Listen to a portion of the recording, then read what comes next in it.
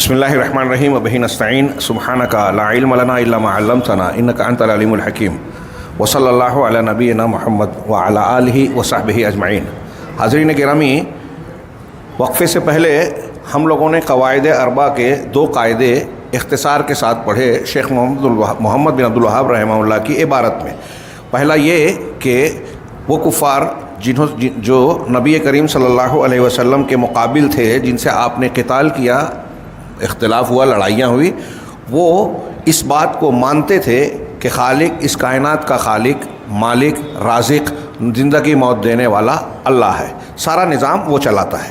دوسرا قاعدہ یہ کہ وہ کفار جو بتوں کی پرستش کرتے تھے، جن کا ہم نے تذکرہ کیا کہ اللہ کے نبی صلی اللہ علیہ وسلم نے ان سے قتال کیا، وہ جو ہیں اپنے بتوں کو نافع ضار، نفع پہنچانے والا، نقصان پہنچانے والا، کائنات کے نظام میں دخل انداز نہیں مانتے تھے۔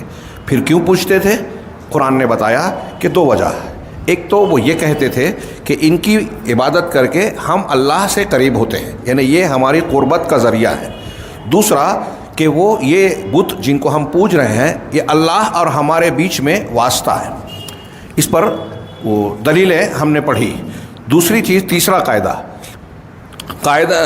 قاعدہ یہ بیان کیا کہ نبی صلی اللہ علیہ وسلم ایسے لوگوں کے بیچ مبعوث کیے گئے، یا جو آپ کے مخاطبین تھے، مکہ کے اطراف میں، مدینہ کے اطراف میں، اور پھر حیات طیبہ میں آپ نے جن جن سے خطاب کیا، خطوط بھیجے، دعوت دی، ان تمام کا لحاظ کر کے کہہ رہے ہیں کہ جن کے درمیان، ایسے لوگوں کے درمیان نبی کریم صلی اللہ علیہ وسلم کا ظہور ہوا جو عبادات میں الگ الگ ڈھنگ اور طریقے پر چلنے والے تھے، متفرق تھے۔ ان میں سے کچھ ایسے تھے جو فرشتوں کی عبادت کرتے تھے، کچھ ایسے تھے جو انبیاء اور صالحین کی عبادت کرتے تھے، کچھ ایسے تھے جو درختوں اور پتھروں کو پوجتے تھے۔ ان میں بعض ایسے تھے جو شمس و قمر یعنی سورج اور چاند کی عبادت کرتے تھے۔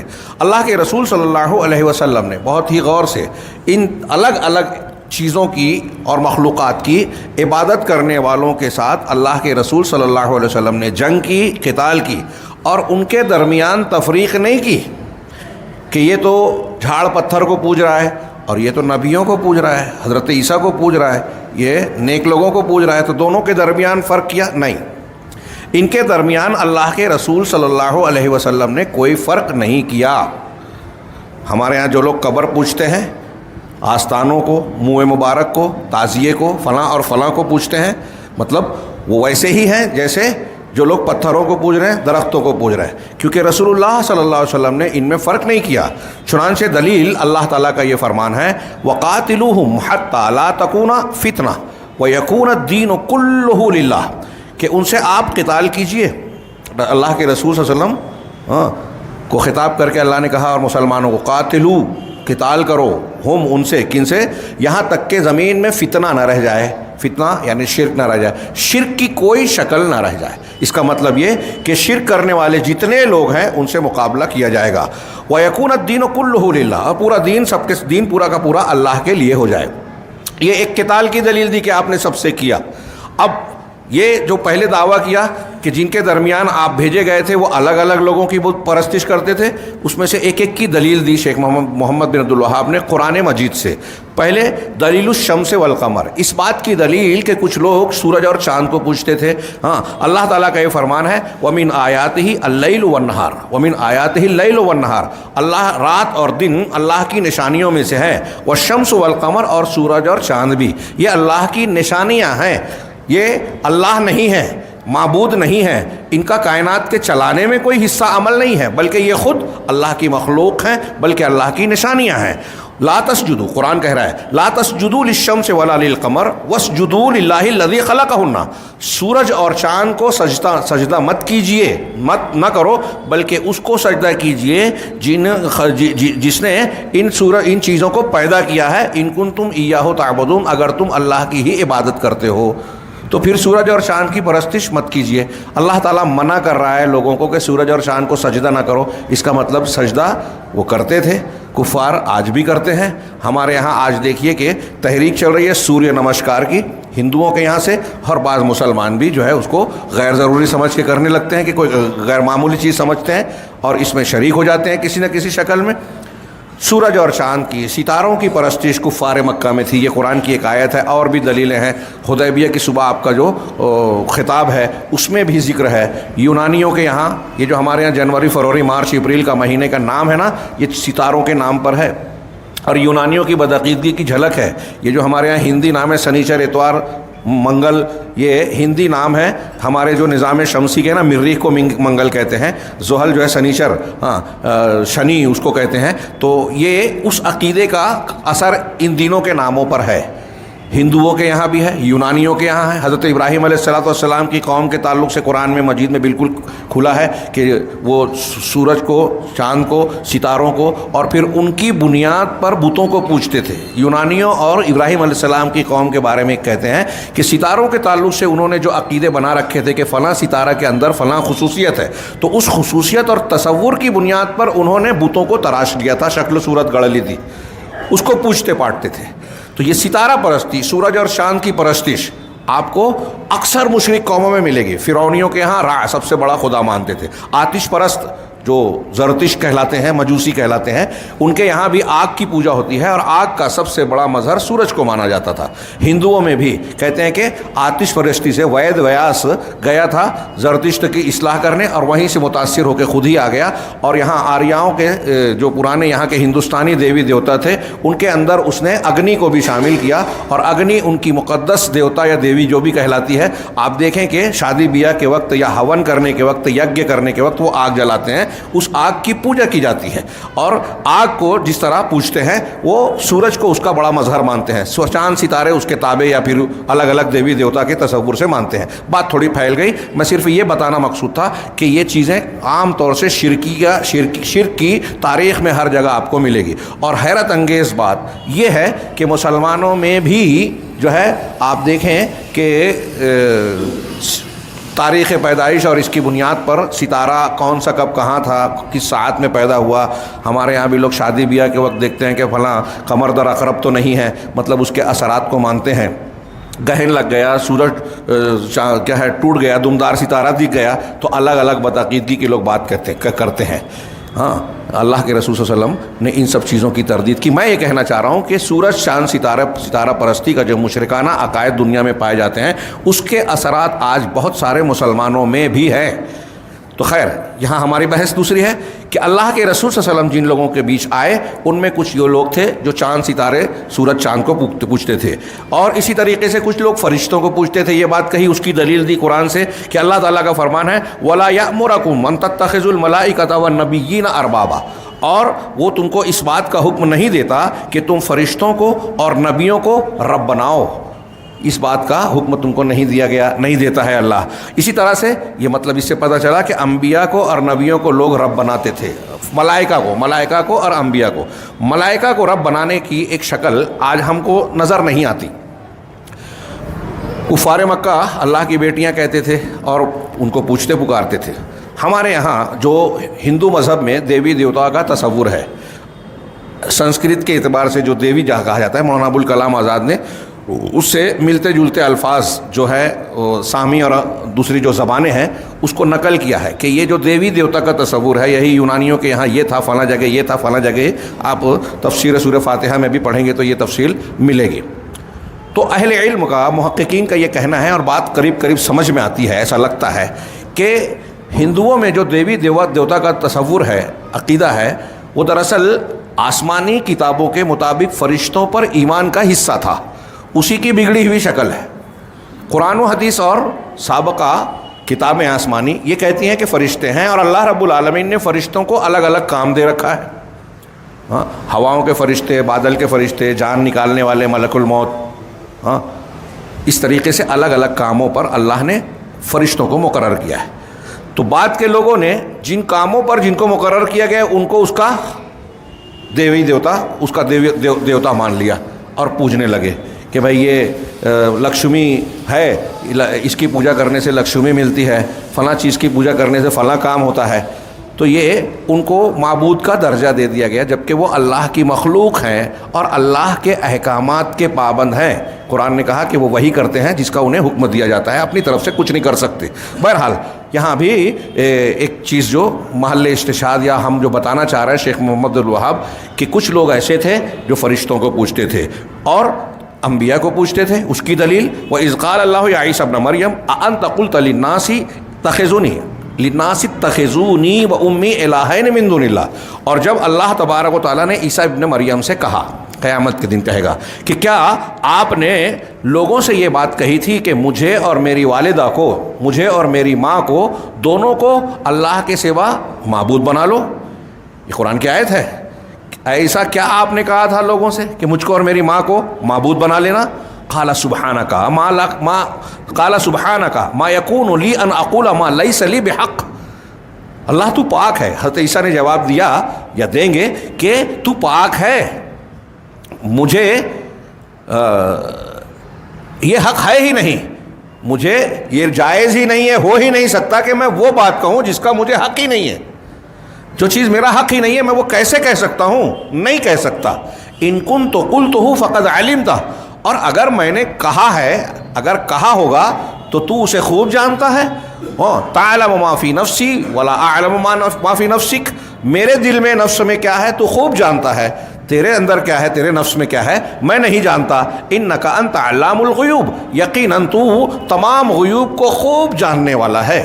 ہاں، ما قلت لہم الا ما امرتنی بہ، میں نے تو ان سے بس وہی بات کہی ہے جس کا تو نے مجھے حکم دیا۔ وہ کیا حکم دیا تھا؟ ان اعبدوا اللہ ربی و ربکم، کہ تم اللہ کی ہی عبادت کرو جو میرا بھی پروردگار ہے اور تمہارا بھی رب ہے، تمہارا بھی پروردگار ہے۔ وکنت علیہم شہیدا ما دمت فیہم، اور جب تک میں ان میں تھا تو ان پر شہید تھا، گواہ تھا، نگراں تھا۔ ہاں، فلما توفیتنی، لیکن جب تو نے مجھے اٹھا لیا، ہاں، کنت انت الرقیب علیہم، تو ہی ان کا نگراں رہا، ان کی نگہداشت کرنے والا، ان کی نگرانی کرنے والا۔ وانت علی کل شیء شہید، اور تو ہر چیز پر شہید ہے، مطلع ہے، کوئی چیز تجھ سے چھپی ہوئی نہیں ہے۔ ان تعذبہم فانہم عبادک وان تغفر لہم فانک انت العزیز الحکیم، اگر تو انہیں معاف کرتا ہے تو تیرے بندے ہی ہیں، تیرے ہی بندے ہیں، اور اگر تو انہیں عذاب دیتا ہے تو وہ تیرے بندے ہیں، اور اگر تو انہیں بخش دیتا ہے تو تو غالب ہے، ہاں، عزیز ہے، غالب ہے، حکمت والا ہے۔ اس پورے مکالمے میں اور دوسری کئی دلیلوں سے قرآن کی یہ واضح ہے کہ بہت سے لوگ حضرت عیسیٰ علیہ السلام کو اور ان کی والدہ حضرت مریم کو اللہ تعالیٰ کا شریک ٹھہراتے تھے، شریک ٹھہراتے ہیں۔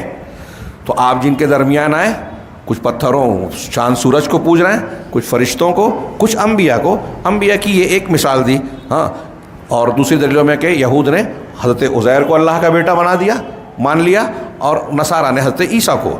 ودلیل الصالحین، اور نیک لوگوں کو پوچھتے تھے، پکارتے تھے۔ یہ چار قاعدے بہت اچھی طرح سمجھیں۔ ہمارے ہاں جن کو آپ سمجھانے جائیں گے نا، جو قبر پرستی کرتے ہیں، وہ یہی کہتے ہیں، ارے جن کو ہم پوج رہے ہیں وہ نیک لوگ تھے، جن کو وہ پوچھتے تھے وہ بت تھے۔ تو وہ سمجھ میں آئے گا کہ وہ بھی مشرک اور آپ بھی مشرک، کیونکہ وہ بھی جن کو پوچھتے تھے وہ کوئی نبی کو پوچھتا تھا، کوئی فرشتے کو، کوئی صالحین کو۔ صالحین والی دلیل دے رہے ہیں اللہ رب العالمین کا یہ فرمان، قُلِ ادْعُوا الَّذِينَ زَعَمْتُم مِّن دُونِهِ فَلَا يَمْلِكُونَ كَشْفَ الضُّرِّ عَنكُمْ وَلَا تَحْوِيلًا۔ آپ کہیے کہ جن کو تم اللہ کے سوا گمان کرتے ہو کہ یہ عبادت کے لائق ہیں، تو وہ تم سے کسی نقصان اور تکلیف کو ہٹانے یا اس کو تبدیل کرنے کی بالکل طاقت نہیں رکھتے۔ لا یملکون، کوئی اختیار نہیں ہے۔ تم کو کوئی تکلیف آ جائے تو اس کو ہٹا دے، اس کی بھی طاقت نہیں ہے، اس کو بدل دے ہوئے، اس کی بھی طاقت نہیں ہے۔ لا یملکون کشف الضر عنکم ولا تحویلا اولئک الذین یدعون یبتغون الی ربہم الوسیلہ ایہم اقرب، کہ یہی وہ لوگ جن کو یہ پکار رہے ہیں، پوج رہے ہیں، یہ خود تلاش کر رہے ہیں اپنے رب کے طرف ذریعہ، وسیلہ، کہ کون ان سے اللہ سے زیادہ قریب ہو جائے۔ یعنی یہ خود ڈھونڈ رہے ہیں کہ اس کی شان نزول وغیرہ میں ہے کہ جنوں کی عبادت یہ کفار مکہ کر رہے تھے، وہ جن مسلمان ہو کے اللہ کی عبادت کرنے لگے، مجھ پر توحید پر آ گئے اور وہ انہی کی پوجا کر رہے تھے۔ ایسے ہی کچھ لوگ کہتے ہیں نیک اور صالحین کے بارے میں۔ آج ہمارے ہاں کتنے لوگ ہیں شیخ عبد القادر جیلانی اور بہت سے بزرگوں کو اس طرح مان رہے ہیں جیسا خود وہ نہیں مانتے تھے، خود اس کا رد کرتے تھے۔ نبی کریم صلی اللہ علیہ وسلم جس کو منع کرتے تھے آج اس کو لوگ مان رہے ہیں، اللہ کے رسول کے بارے میں ہی ویسے عقیدے بنا لیے، آپ کو پکار رہے ہیں جبکہ آپ نے منع کیا۔ تو یہ کہہ رہے ہیں کہ یہ جن کو پوج رہے ہیں نا وہ خود اللہ رب العالمین کی طرف وسیلہ یعنی ذریعہ، یعنی وہ اعمال جس سے اللہ سے قریب ہوا جائے، ان چیزوں کو اس کی تلاش کر رہے ہیں کہ کون جلدی سے زیادہ قریب ہو جائے۔ وَيَرْجُونَ رَحْمَتَهُ وَيَخَافُونَ عَذَابَهُ، اور یہ لوگ، یہ نیک صالح لوگ جو ہیں جن کو یہ پکار رہے ہیں اور وہ اللہ کی طرف قربت کا راستہ ڈھونڈ رہے ہیں، وہ اللہ کی رحمت کی امید رکھتے ہیں، اس کے عذاب سے لرزاں ترساں اور خوفزدہ رہتے ہیں۔ ان عذاب ربک کان محذورا، یقیناً تمہارے پروردگار کا عذاب ایسا ہے کہ اس سے ڈرا جائے۔ یہ ہوئی دلیل اس بات کی کہ جن کے درمیان اللہ کے رسول کو مبعوث کیا گیا تھا وہ نیک صالح لوگوں کو پوچھتے تھے۔ آگے آئے گا لات منات اور ان لوگوں کی شخصیات کے بارے میں بھی کہ وہ بھی نیک لوگ تھے۔ اسی طرح پتھروں اور درختوں کی دلیل اللہ تعالیٰ نے قرآن میں فرمایا افرأیتم اللات والعزی ومناۃ الثالثۃ الاخری، کہ تمہارا کیا خیال ہے لات اور عزیٰ کے بارے میں اور ایک اور معبود جو دوسرا منات ہے۔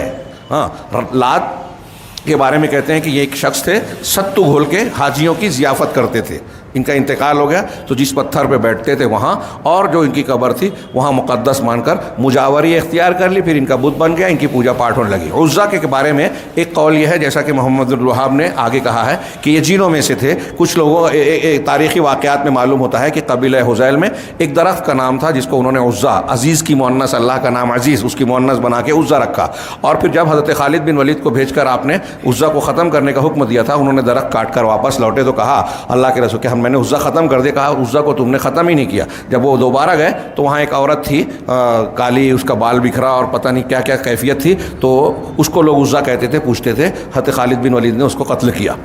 تو یہ عزیٰ انسان تھی، دیوی تھی یا درخت تھا، اور لات ایک شخص تھا، لیکن اس کی وجہ سے اس پتھر کو بھی پوجا جاتا تھا جس پر بیٹھ کر وہ ستو گھولا کرتے تھے، اور اس قبر کو بھی جس میں ان کو دفن کیا گیا تھا۔ اسی طرح ایک بت دیوی منات کو مانا جاتا ہے۔ اور اسی طریقے سے حضرت ابو واقد لیثی کی حدیث، وقت کم ہے اس لیے میں صرف متن یہ حدیث ہم تفصیل سے پڑھ چکے ہیں، ترمذی کی بڑی مشہور اور صحیح حدیث ہے کہ حضرت ابو واقد لیثی رضی اللہ تعالیٰ عنہ کہتے ہیں کہ ہم نبی صلی اللہ علیہ وسلم کی طرف حنین کی طرف چلے، فتح مکہ کے بعد یہ ہوا تھا، وَنَحْنُ حُدَثَاءُ عَهْدٍ بِكُفْرٍ، اور ہم کفر کے ساتھ ابھی نئے نئے زمانے کے تھے، مطلب کافر ہوتے پہلے اور ابھی نئے نئے مسلمان ہو کر اسلام میں داخل ہوئے تھے۔ ابو واقد لیثی رحمہ اللہ رضی اللہ تعالیٰ عنہ یہ جو جملہ کہہ رہے ہیں اس میں اس بات کی طرف اشارہ ہے کہ جو بات آگے آ رہی ہے وہ نئے مسلمانوں کی تھی، پرانے صحابہ کرام کی نہیں تھی۔ وَلِلْمُشْرِكِينَ سِدْرَةٌ يَعْكُفُونَ عِندَهَا وَيَنُوتُونَ بِهَا أَسْلِحَتَهُمْ، اور ہم جب راستے سے گزرے تو مشرکین کا ایک بیری کا درخت تھا جس پر وہ عکوف کرتے تھے۔ عکوف اعتکاف، آج کی زبان میں ہماری زبان میں کہہ لیے مجاوری، جس پر وہ مجاور بن کے بیٹھتے تھے، اعتکاف کرتے تھے، دھیان گیان کرتے تھے وہاں بیٹھ کے۔ تو کہا وہاں اعتکاف کرتے تھے اور اپنے ہتھیاروں کو اس پر لٹکاتے تھے، اس درخت پر تبرک کے طور پہ، تو اسے ذات انوات کہا جاتا تھا، اسے ذات و انوات کہتے تھے۔ اس درخت کا نام دیا تھا بیری کا درخت، ذات انوات۔ جب ہم وہاں سے گزرے، ہم وہاں سے اس بیری کے درخت کے پاس سے ہم گزرے تو ہم نے کہا ہے اے اللہ کے رسول ہمارے لیے بھی اسی طریقے سے ذات انوات بنا دیجئے جیسے ان لوگوں کا ہے۔ یہ سننا تھا کہ اللہ کے رسول غصہ ہو گئے اور آپ نے کہا ان اللہ اکبر انہا السنن، کہ اللہ اکبر یہی تو نقش قدم ہیں، سنتیں ہیں۔ والذی قلتم والذی نفسی بیدی کما قالت بنو اسرائیل لموسیٰ یا موسیٰ اجعل لنا الہا کما لہم آلہہ، کہہ رہے ہیں کہ تم نے اللہ کی قسم اس وہی بات کہی ہے جیسے بنی اسرائیل نے حضرت موسیٰ سے کہی تھی، کہ اے موسیٰ ہمارے لیے بھی اسی طرح معبود بنا دیجئے جیسے ان مشرکین کے معبود ہیں۔ لَتَرْكَبُنَّ سُنَنَ مَنْ كَانَ قَبْلَكُمْ، تم ضرور بضرور اپنے سے پہلوں کے نقش قدم پر چلو گے۔ آپ دیکھ رہے ہیں کہ صحابہ نے کہا کہ ذات انوات بنا دیں، جھاڑ تھا، درخت تھا، جو متبرک اللہ اور رسول نے نہیں بنایا اس کو متبرک بنانے۔ صحابہ اللہ کے رسول سے کہہ رہے ہیں تو نیت خراب تھی نہیں، ان کی نیت بری ہو ہی نہیں سکتی، ایک بات۔ دوسری چیز یہ کہ انہوں نے اس کو اچھا سمجھا، رسول سے ہی کہہ رہے ہیں۔ اور تیسری بات واضح ہے کہ صحابہ کرام وہ یہ سوچ ہی نہیں سکتے کہ جس درخت کو وہ کہہ رہے ہیں اس کو اللہ کی طرح مانیں گے، لیکن اللہ کے رسول نے اس عمل کو کیا کہا کہ معبود بنانے کے مطالبے کی طرح ہے، یعنی کوئی چیز اگر بابرکت نہیں بنائی ہے اللہ اور رسول نے، اجمیر شریف، فلاں شریف، ڈھما شریف، منہ مبارک اور فلاں مبارک، نالین مبارکین شریفین، فلاں فوٹو، فلاں تصویر، فلاں پتھر اگر مبارک نہیں ہے اور آپ نے بنا لیا تو معبود بنایا آپ نے. تو یہ بھی ایک مثال دی. فَإِذَا عَرَفْتَ هَذَا، جب تم نے یہ بات جان لی. تیسرا قاعدہ یہ تھا.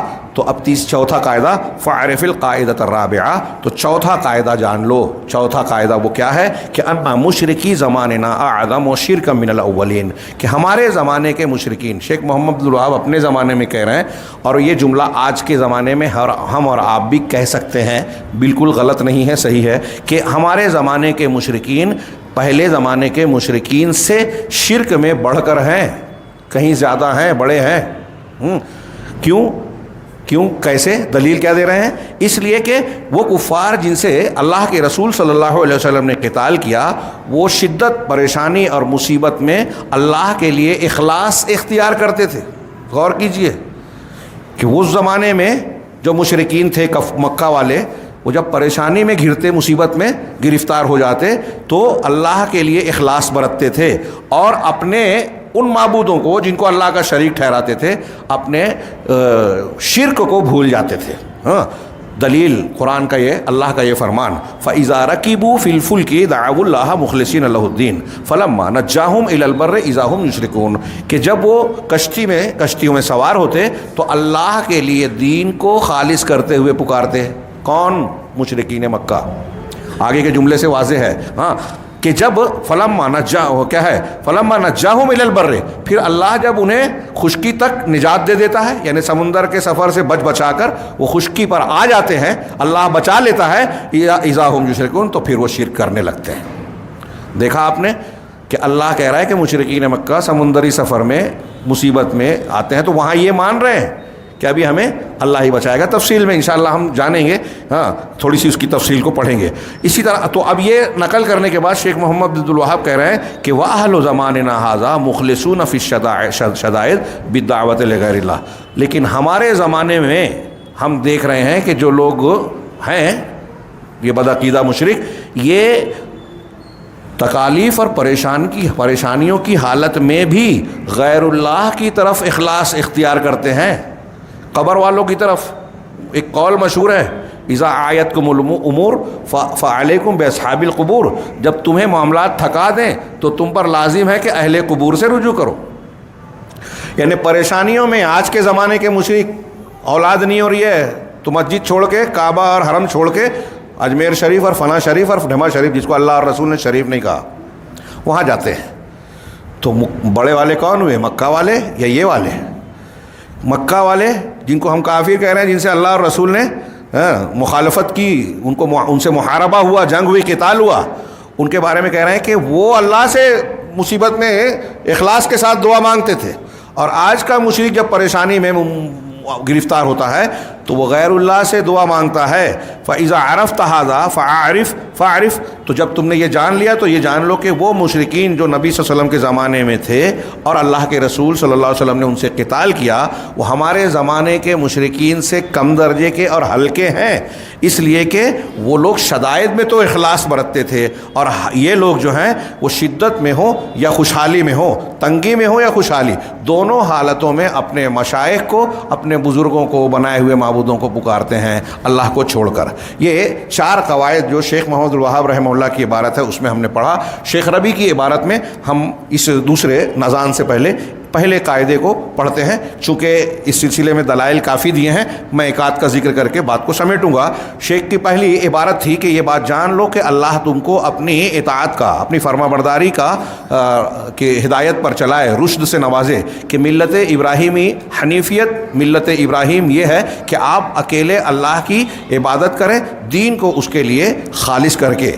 حنیفیت یعنی ملت ابراہیمی یہ ہے کہ تم صرف اللہ کی اخلاص کے ساتھ اللہ کی عبادت کرو. اس قاعدے میں یہاں جو تمہیدی کا عبارت شروعات میں شیخ نے کہی ہے، شیخ ربی کہتے ہیں کہ اس میں توحید اور اخلاص، اس دعا والی جو عبادت ہے اس میں توحید اور اخلاص کو اختیار کرنے پر ابھارا گیا ہے. اسی طرح نماز، روزہ، حج، سارے معاملات اور واجبات، سنن، جتنے بھی کام ہیں ان سارے کاموں میں بندے کو اللہ کے لیے اخلاص برتنا چاہیے، شرک یا اخلاص کی ضد کہلانے والی ساری چیزوں سے بچنا چاہیے. کہہ رہے ہیں اخلاص ضروری ہے عمل کے قبول ہونے کے لیے، عبادت کے لیے، اس کی بہت سی دلیلیں ہیں۔ تو انہوں نے 2-3 آیتیں نقل کی۔ آیت ہے فَاعْبُدِ اللَّهَ مُخْلِصًا لَهُ الدِّينَ، اللہ کی عبادت کرتے کرتے جاؤ اس کے لیے دین کو خالص کرتے ہوئے۔ الا للہ الدین الخالص، دین خالص اللہ کے لیے ہی ہے، اسی کے لیے دین ہونا چاہیے، کسی اور کے لیے نہیں۔ وقال تعالی قل انی امرت ان اعبد اللہ مخلصا لہ الدین، آپ کہہ دیجئے کہ مجھے حکم دیا گیا ہے کہ میں اللہ کی عبادت کروں دین کو اس کے لیے خالص کر کے۔ اسی طرح اللہ نے فرمایا فادعوا اللہ مخلصین لہ الدین ولو کرہ الکافرون، کافروں کو برا لگے، ناپسند ہو، تب بھی تم اللہ سے دعا کرو، اللہ کی عبادت کرو، دعا کرو دین کو اس کے لیے خالص کر کے۔ یہی بات اللہ تعالیٰ نے فرمایا کہ یہود و نصارہ کو محض اس بات کا حکم دیا گیا تھا کہ وہ اللہ کے اخلاص کے ساتھ دین کو خالص کر کے اللہ کی عبادت کریں، حنیف بن کر۔ وما امروا الا لیعبدوا اللہ مخلصین لہ الدین، تو یہ اخلاص کی دلیل دی۔ چنانچہ آگے کی عبارت پہ آ رہے ہیں۔ یہاں اخلاص پر شیخ عبدالرزاق نے کچھ بحثیں کی ہیں، لیکن میں اگر اس کو چھیڑوں تو بات تھوڑی سی لمبی ہو جائے گی کہ ہمارے دین و عمل میں اخلاص کو ہمارے ہاں جو سمجھتے ہیں تو یہ بات سمجھ لیے کہ شرک اکبر، اگر ایک جملہ اچھی طرح دماغ میں رکھیں، جب اخلاص ہم کہہ رہے ہیں تو کسی بھی قسم کا شرک اگر آگے آپ کیا شرک اکبر، تو یہ اخلاص پورا کا پورا بگڑ گیا، آپ کا دین خالص نہیں رہا۔ شرک اکبر آ گیا تو اب چاہے ایک مرتبہ آپ نے کیا، ابھی توبہ نہیں کی ہے تو کوئی عمل قبول نہیں ہوگا۔ شرک اکبر آ گیا۔ اور شرک اصغر آ گیا، جیسے ریاکاری، دکھاوا، نماز اللہ کے لیے آپ پڑھ رہے ہیں لیکن دل میں آئے کہ لوگ دیکھ کے میری تعریف کریں، تو یہ شرک اصغر ہے۔ ہاں، یہ آ گیا تو صرف وہ عمل برباد ہوگا جس عمل میں آیا ہے۔ تو اخلاص، انما الاعمال بالنیات، اور جس عمل میں ریاکاری یا دکھاوا آ جائے، حدیث قدسی ہے کہ اللہ نے کہا کہ میں اسے اور اس کے عمل کو چھوڑ دیتا ہوں۔ آگے ہم پڑھتے ہیں۔ شیخ ربیع نے دوسری عبارت کا ذکر کیا کہ جس طریقے سے شیخ محمد نے کہا کہ جس طریقے سے نماز اسی وقت لا تسمى صلاۃ، صلاۃ کو صلاۃ، نماز کو نماز نہیں کہا جا سکتا الا مع الطہارہ، مگر طہارت کے ساتھ، ٹھیک جب فیضا، اسی طرح اگر عبادت میں شرک داخل ہو گیا تو وہ فاسد ہو جائے گی۔ جیسے حدث اگر آ گیا، پیشاب پاخانہ ہو گیا تو وضو ٹوٹ جاتا ہے، ایسے ہی اگر شرک ہو گیا تو لا الہ الا اللہ، ایمان ٹوٹ جاتا ہے، دین ٹوٹ جاتا ہے۔ جیسا کہ اللہ نے فرمایا کہ ما کان للمشرکین، یہ شیخ محمد عبد الوہاب کی عبارت ہے جو ہم پڑھ چکے ہیں کہ مشرکین کے لیے، مشرکین ایسے نہیں ہو سکتے کہ وہ اللہ کی مسجدوں کو آباد کرے اپنے آپ پر کفر کی گواہی دیتے ہوئے۔ یہی وہ لوگ ہیں جن کے اعمال برباد ہو گئے اور یہ جہنم میں ہمیشہ رہنے والے ہیں۔ سورۃ توبہ کی آیت کا ترجمہ ہے جو عبارت میں تھا۔ اس کی شرح کرتے ہوئے شیخ نے کہا کہ جو شخص نماز پڑھتا ہے بغیر وضو کے، اس کی نماز باطل ہے اور ساتھ ساتھ وہ گنہگار ہوگا۔ اگر جان بوجھ کے کر رہا ہے تو گنہگار ہوگا کہ اللہ کے حکم کی مخالفت کر رہا ہے۔ ٹھیک اسی طریقے سے اگر کوئی شخص توحید کے بغیر اللہ کی عبادت کرتا ہے، توحید کے بغیر اللہ کی عبادت کرتا ہے تو وہ مشرک ہوگا، اس لیے کہ اس نے عبادت میں اللہ کے ساتھ دوسرے کو شامل کیا۔ چنانچہ اللہ کا ارشاد ہے اولئک حبطت اعمالهم، یہ وہ لوگ ہیں جن کے عمل برباد ہو گئے اور یہ جہنم میں وفی النار ہم خالدون، جہنم میں ہمیشہ رہنے والے ہیں۔ اسی طرح اللہ نے فرمایا قل هل ننبئکم بالاخسرین اعمالا، کیا میں تمہیں ان لوگوں کے بارے میں نہ بتاؤں جن کو عمل کے اعتبار سے بہت ہی گھاٹا اٹھانے والے ہیں، محنت کریں گے مزدوری نہیں ملے گی بلکہ سزا ملے گی۔ کون سے لوگ ہوں گے؟ الذین ضل سعیہم فی الحیاۃ الدنیا، یہ وہ لوگ ہیں جن کی کوششیں دنیا کی زندگی میں غائب ہو گئی، برباد ہو گئیں۔ وہم یحسبون انہم یحسنون صنعا، اور وہ ایسا سمجھتے ہیں کہ انہوں نے بڑا کارنامہ انجام دیا، تیر مارا۔ بہت سے لوگ بدعت و خرافات کر کے کہتے ہیں محنت، بڑی محنت کی، ہم نے اتنا قرآن ختم کر لیا، اتنی ذکر کر لیا، اتنا نصاب پڑھ لیا، وہ سمجھتے ہیں کہ ہم نے تیر مارا۔ لیکن کہہ رہے ہیں اولئک الذین کفروا بآیات ربہم ولقائہ، یہ وہ لوگ ہیں جنہوں نے اپنے رب کی نشانیوں، آیتوں اور رب کی نشانیوں کا انکار کیا اور اس سے ملاقات کا انکار کیا۔ فحبطت اعمالہم، تو ان کے اعمال برباد ہو گئے، یعنی کفر آ گیا تو ان کا عمل برباد۔ فلا نقیم لہم یوم القیامت وزنا، تو اب قیامت کے دن ہم ان کا کوئی وزن نہیں رکھیں گے۔ کوئی کتنی بھی عبادت کر لیا، ہر سال حج عمرہ کر کے آ رہا ہے، کبھی تہجد نہیں چھوٹ رہی ہے، فضائل کی کوئی چیز ترک نہیں کر رہا ہے، لیکن اس کے عمل میں کفر ہے، شرک ہے، تو وہ اللہ کے یہاں قیامت کے دن اس کے ان سارے اعمال اور محنتوں کا کوئی وزن نہیں رہے گا۔ کہہ رہے ہیں کہ یہ ان کا حال ہوگا۔ ہم ما یدرون انہم، حالانکہ وہ یہ نہیں جانتے کہ وہ کفار ہیں، وہ یہ سمجھتے نہیں اب یہ کفار مکہ بھی کعبۃ اللہ کی تولیت اور ٹرسٹی شپ کا انجام دے کے بہت خوش تھے، اپنے آپ کو بڑا نیک کام کرنے والا سمجھتے تھے، تو ایسا کرنے کے بعد بھی وہ ایسا نہیں سمجھتے تھے کہ ہم کافر ہیں، ہاں، لیکن ان کے اعمال اور حالت ان کے اس کفر اور گمراہی پر گواہی دے رہی تھی۔ اور مشرک اگر شرک کرنے والا آدمی ہے تو وہ پہاڑ بھر کر اگر سونا بھی خرچ کر دے تو بھی اللہ کے یہاں قبول نہیں ہوگا۔ قیامت کے دن ایک جگہ آیت میں صاف ہے کہ اگر کافر جہنمی یہ کہے گا کہ فدیے میں زمین و آسمان بھر کے سونا لے لو تب بھی قبول نہیں ہوگا، حالانکہ کسی کے پاس اتنا سونا آئے گا بھی نہیں، اور آئے تو خرچ نہیں کرتا۔ تو سوچئے اللہ کتنی اہم بات ہے یہ کہ ایک آدمی جب جہنم میں جائے گا تو یہ کہے گا کہ میں پہاڑ بھر کے، دنیا بھر کے، زمین آسمان بھر کے سونا چاندی دے دوں، ایسا کر نہیں سکتا، لیکن اگر کرے گا بھی کوئی بالفرض ایسا ہو جائے تو اللہ کے ہاں قبول نہیں ہوگا۔ اس لیے آدمی کو شرک کو سیکھنا اور اس سے بچنے کی پوری کوشش کرنی چاہیے۔ اللہ تعالیٰ کا ارشاد ہے وَقَدِمْنَا إِلَىٰ مَا عَمِلُوا مِنْ عَمَلٍ فَجَعَلْنَاهُ هَبَاءً مَنثُورًا، کہ انہوں نے جو کچھ بھی عمل کیا ہم اس کی طرف متوجہ ہوں گے اور اسے بکھرے ہوئے غبار کی شکل دے دیں گے۔ یعنی مشرک آدمی نے جتنی بڑی بڑی نیکیاں کروڑوں خرچ کیا ہو، کتنے بھی فضیلت پر عمل کیا ہو، اللہ تعالیٰ سب کو ضائع کر دے گا۔ شیخ کا اگلا جملہ ہے کہ جب تم نے یہ جان لیا کہ شرک جب توحید میں آ جاتا ہے، عبادت میں آ جاتا ہے، تو وہ فاسد ہو جاتی ہے اور عمل برباد ہو جاتا ہے، اور ایسا کرنے والا جہنم میں ہمیشہ ہوگا، تو تم پر سب سے بڑی اور لازمی ضرورت ہے، سب سے پہلا فرض یہ ہے کہ تم شرک کو پہچانو، جس کی یہ اللہ کے نزدیک یہ حیثیت ہے۔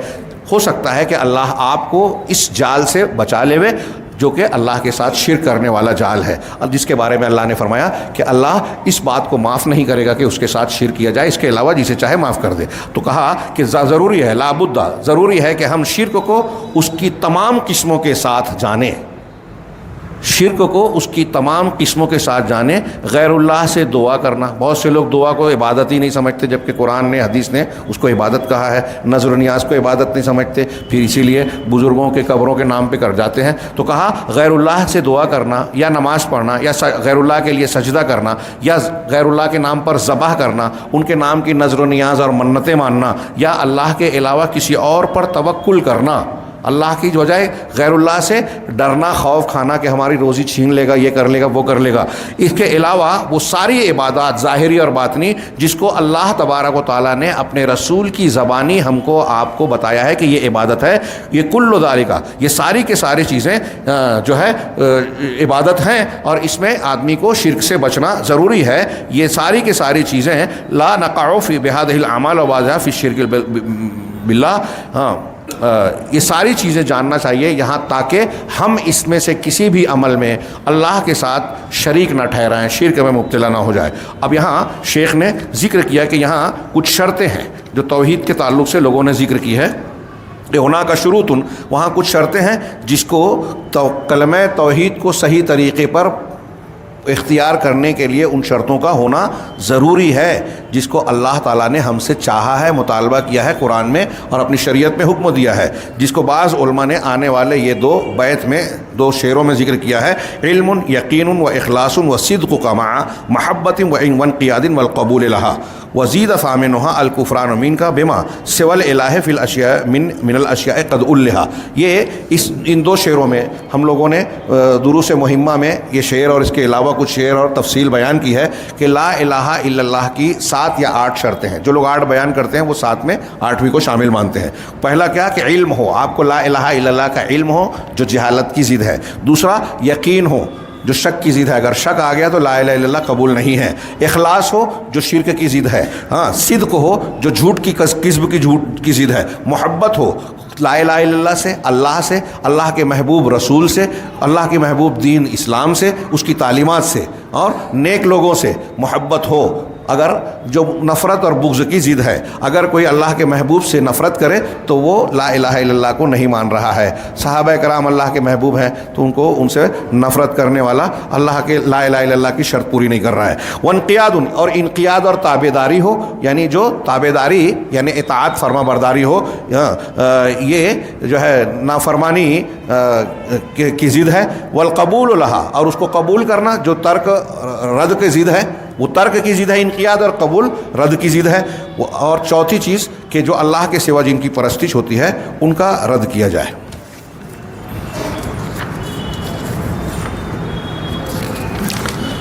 تو اذان کو وقت ہے کہ 3 منٹ ہے. 3 منٹ ہے. حالانکہ یہ 1-2 لائن رہ گئی تھی. ہم لوگ نماز کے بعد والے جو درس ہوگا اس میں اسے شامل کر کے 4 قواعد کی شرح انشاءاللہ عشاء اور مغرب کے درمیان پوری کرنے کی کوشش کریں گے. اللہ رب العالمین ہمیں خیر کی توفیق دے. وآخر دعوانا الحمدللہ رب العالمین.